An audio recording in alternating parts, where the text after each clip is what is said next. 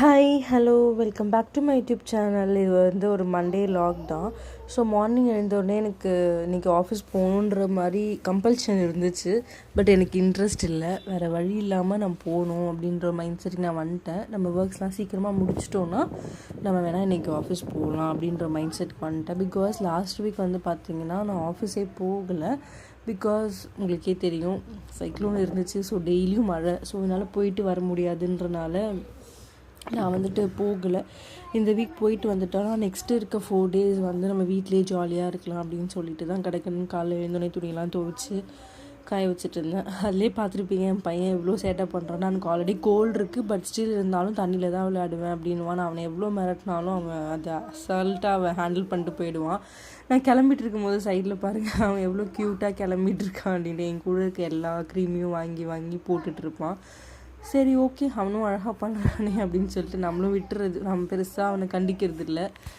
சரி அவனும் என்ஜாய் பண்ணணும் அப்படின்னு சொல்லிட்டு ஸோ நார்மலாக சன்ஸ்க்ரீன் மாய்ஸ்சரைசர் தான் போட்டுட்ருந்தேன்.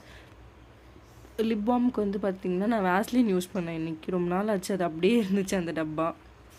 சரி வேஸ்லின் போடலாம் அப்படின்னு சொல்லிட்டு வேஸ்லின் அண்ட் ஐலைனர் போட்டு என்னோடய லுக்கை இன்றைக்கி முடிச்சிட்டேன். ஆக்சுவலி பார்த்திங்கன்னா இன்றைக்கி என் தலை காயவே இல்லை, அப்படியே இருமாக தான் இருந்துச்சு. ட்ரையர் போடுறதுக்கும் டைம் இல்லை. ஏன்னா ஆல்மோஸ்ட் டைம் ஆகிடுச்சு. என் ஹஸ்பண்ட் கடையிலேருந்து வந்துட்டு வா போகலாம் சீக்கிரம் டைம் ஆகிடுச்சு அப்படின்ற மாதிரி சொல்லிட்டாரு. சரின்னு சொல்லிட்டு நான் அப்படியே தான் தலையை வந்து போனிடெயில் போட்டேன். இன்றைக்கி மத்தியானம் என்ன சமைச்சேன்னு பார்த்தீங்கன்னா curd rice and potato. Universal comforting ஃபுட்னா நமக்கு அதுதான். ஸோ அதனால் அதை செஞ்சு நல்லா சாப்பிட்டேன். நல்லா தான் இருந்துச்சு. ஸோ இங்கேயும் நல்லா சாப்பிட்டுட்டு தான் நான் வந்து கிளம்புனேன். ஸோ கிளம்பிட்டு நான் உங்களுக்கு தெரியும்ல, ஆல்மோஸ்ட் நான் பஸ்ஸில் தான் போவேன். ஸோ அந்த மாதிரி பஸ்ஸில் தான் நான் இன்றைக்கி ட்ராவல் பண்ணி போனேன். பட் போகும்போது ரொம்ப லேட் ஆகிடுச்சு.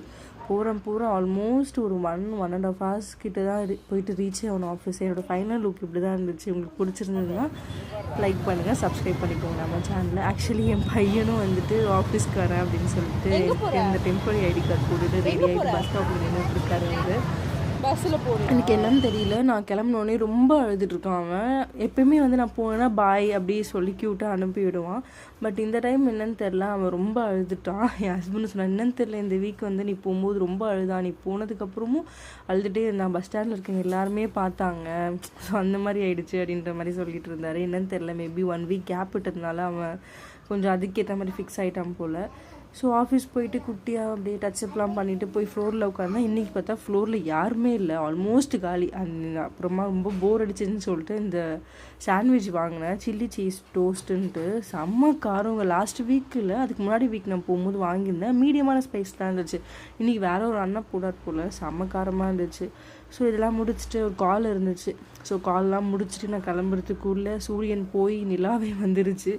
ஸோ அதுக்கப்புறம் என் ஃப்ரெண்டு இருந்தாங்க, அவங்கக்கிட்ட கொஞ்சம் நேரம் பேசிவிட்டு ஸ்ட்ரெஸ் எல்லாம் பர்ஸ்ட் அவுட் பண்ணிவிட்டு அதுக்கப்புறம் எல்லாத்தையும் பேக் பண்ண ஆரம்பிச்சிட்டேன். ஸோ பேக் பண்ணி எடுத்து வச்சுட்டு பஸ் பிடிச்சி நான் வீட்டுக்கு வந்து சேர்கிறதுக்கே ஒரு 1.5 hours கிட்ட ஆகிடும். வந்துட்டு வேறு ஒர்க் இருந்துச்சு. சரி அதனால் கடகடன்ட்டு ஆல்மோஸ்ட் முடிஞ்ச அளவுக்கு எல்லாத்தையும் ரேப் பண்ணிட்டு கிளம்பிட்டேன் நான் அங்கேருந்து. ஸோ என்னோட மண்டே ரொட்டீன் இப்படி தான் போச்சு.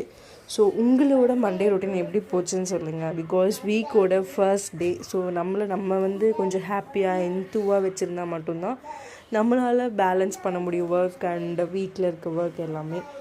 ஸோ நெக்ஸ்ட்டு டேயும் நம்ம கொண்டு போகணுன்னா கொஞ்சம் நம்ம வந்து எனர்ஜெட்டிக்காக இருக்கணும், கொஞ்சம் நம்ம ஸ்ட்ரெஸ் இல்லாமல் இருக்கணும் இல்லைங்களா.